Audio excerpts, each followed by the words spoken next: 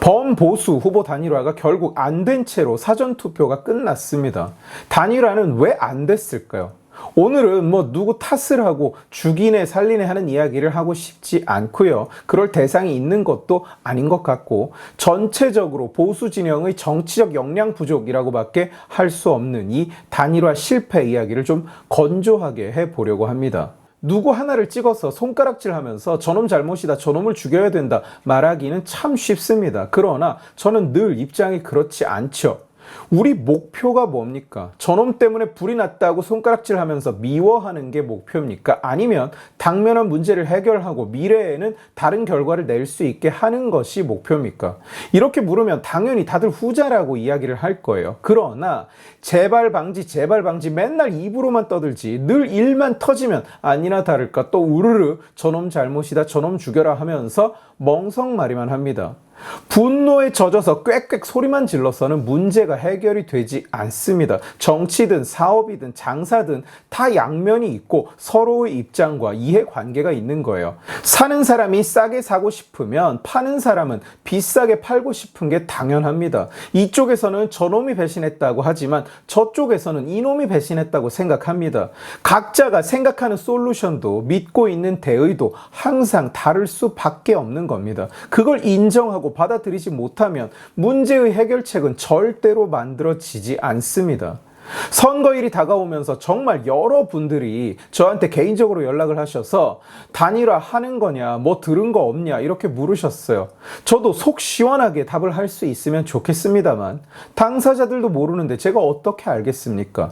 라이브 방송에서 이쪽 입장은 이렇다, 저쪽 입장은 이렇다 설명을 하고 있으면 꼭 등장하는 얘기가 분열 일으키지 말라고 합니다.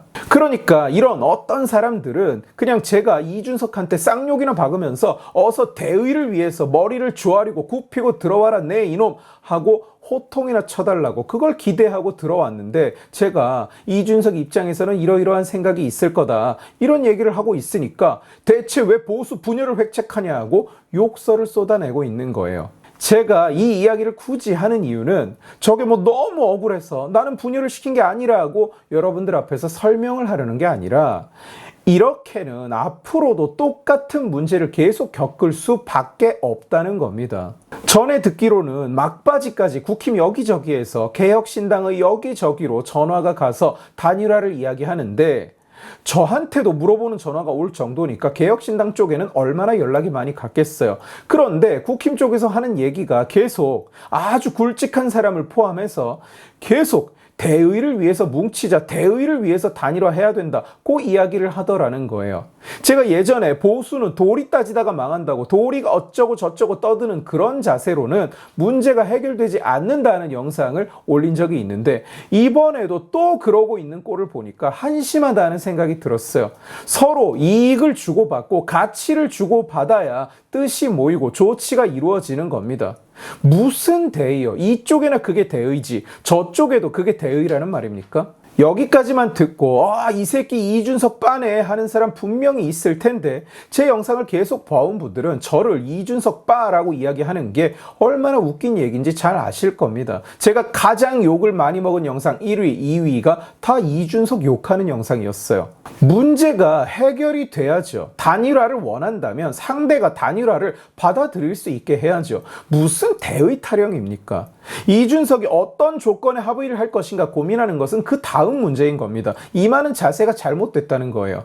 일부 언론에서 무슨 국힘 쪽이 이준석한테 당권을 주겠다고 이야기했다는 보도가 나왔었고요. 그걸 가지고 민주당은 후보 매순에 뭐네 이야기를 하던데, 저는 그 전화 누가 했는지도 알고 있었습니다. 당대표를 준다고 한 게 아니에요. 네가 와서 먹어라 였다고. 와서 먹어라, 네 힘으로 알아서 먹어라. 이것은 매수는커녕 뭔가 해주는 것조차 아니죠. 그냥 네 당을 깨고 와서 이 당을 먹어보는 것은 어떨까 이러고 묻고 있는 게 다잖아요. 이준석 입장에서 왜 그걸 하겠습니까? 나라가 풍전등화인데 합쳐야 되는 게 당연한 거 아니냐 이런 생각이 드셨다면, 자, 풍전등화라는 인식은 똑같아요. 그러나 그것을 해결하는 방식은 각자가 생각이 다른 거라고요. 그러면 그것을 설득할 수 있어야 되는데 계속 위기다, 망한다, 그러니까 네가 굴복해라, 너 이런 식으로 나오면 안 된다 이 얘기만 하면 상대방이 동의를 하겠습니까? 기껏해서 당에서 나온 얘기가 이준석은 어서 단일화 조건을 말하라는 겁니다. 상대방은 안 한다는데 이쪽에서는 조건을 말하라고 하면 상대방이 말을 할까요? 물건을 안 산다는 사람한테 그래서 몇 개 필요하냐? 닥치고 그거나 말해라. 고 말을 하면 답이 나오겠어요? 제가 항상 하는 말이 있죠. 좌파는 말의 시작을 돈 얘기로 하는데 보수 진영은 돈 얘기를 끝까지 안 하면서 여기 돈 벌려고 왔냐는 둥, 지가 이걸 꼭 기억하겠다는 둥, 이딴 소리나 하고 있다고요. 이게 이런 상황에도 드러나는 겁니다. 상대가 받아들일 맥락을 제시하고 그걸 받아들일 수 있게 해야지 대의만 찾다가 결국 어그러진 겁니다. 이준석 탓하기는 쉬워요. 그런데 국힘은 잘했나 생각을 해보자는 겁니다. 지들이 할 수 있는 건 다 하고 나서 그 뒤에 이준석을 욕해야 될 거 아니에요.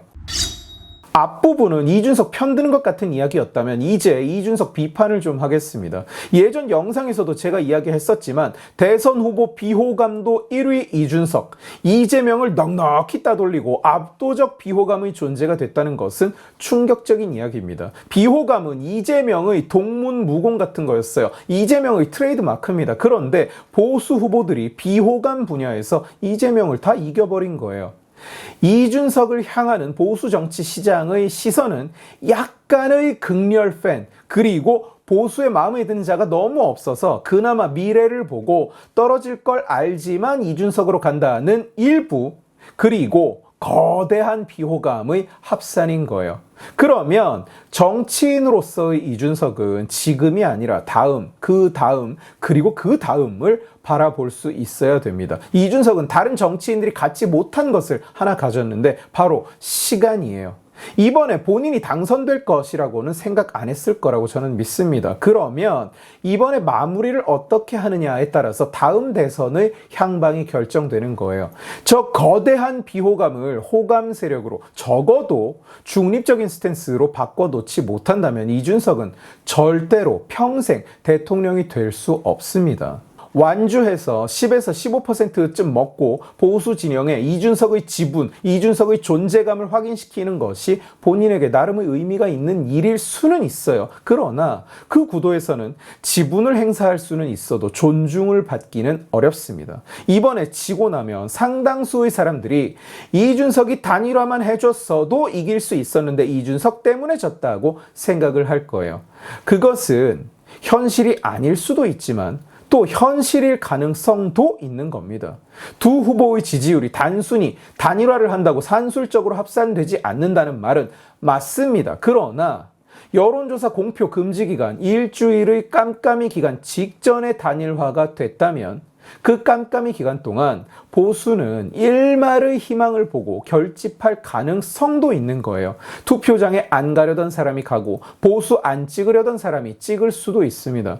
그 가능성을 사람들이 기대하는 한 본인에게 책임을 묻는 사람도 상당히 많을 것이라는 걸 생각했어야 됩니다. 결국 이번 대선이 끝나고 나면 이준석 본인은 더 커진 비호감을 상대로 싸워야 합니다. 어쩌면 앞으로 평생 동안 싸워야겠죠. 선거 때 상처 입은 사람들은 본인을 찍게 하기가 상당히 어렵습니다. 20년이 지난 지금도 선거 때마다 이인재라는 이름이 등장한다는 걸 잊으면 안 됩니다. 본인으로 단일화를 하면 하겠다. 이준석 후보가 한 얘기예요. 의견이야 갈리겠지만 정치공학적으로는 그게 김문수로의 단일화보다 나은 길일 수 있다는 것은 사실 많은 정치판 사람들이 이야기했던 옵션입니다. 그러나 그렇게는 어차피 안 되는 거였어요. 약속했던 단일화도 안 되는 마당에 2위가 3위로 합쳐지는 단일화가 되겠습니까? 안 되는 걸 계속 하자고 하면 사람들은 그걸 어깃장으로 받아들입니다. 그래서 저는 개인적으로 이준석 씨가 적당한 때까지 버티다가 잘 협상하고 물러서는 모습을 보이기를 바랬습니다. 대선을 위해서도, 그리고 무엇보다도 이준석 본인을 위해서도. 그러나 제 말을 들을 것도 아니고요. 요도세자 논란은 이준석 씨의 이런 인식을 잘 보여주는 예시가 아니었나 싶습니다.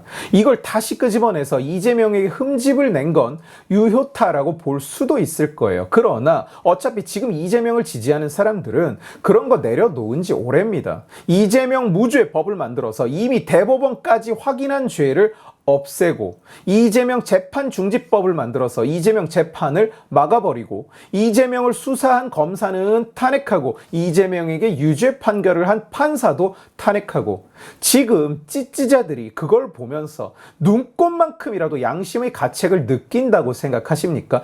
천만에요. 다 조작이고 다 탄압이고 다 보복이고 다 거짓이라고 믿어버리는 사람들입니다. 이재명이 눈앞에서 라이브로 범죄를 저질러도 지지가 꺾이지 않습니다. 그러면 결국 상대한테는 흠집만 냈고 본인 입장에서는 열성 지지 세력 소수가 사이다라고 기뻐하는 것 외에는 절대 다수가 더 큰 비호감을 느끼게 됐어요.